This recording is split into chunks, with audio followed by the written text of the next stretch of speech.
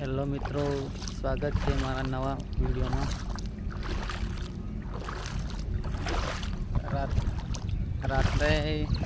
રાતનો ચાલુ હતો વરસાદ, આખો દિવસ વરસાદ પડ્યો છે। આખા પ્લાનમાં પાણી ભરાઈ ગયું છે।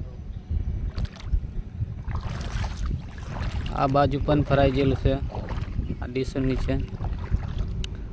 હા,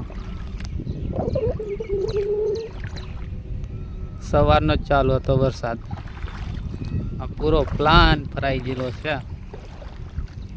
હા, આ બાજુ વાતાવરણ વરસાદમાં પાછો આવે એવું લાગે છે। હા, વરસાદ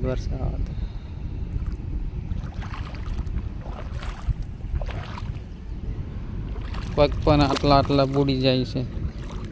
હા, પાણી થઈ ગયું।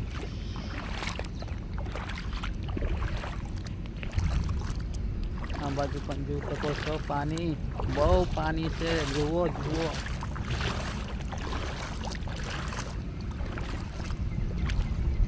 આ છે મશીન।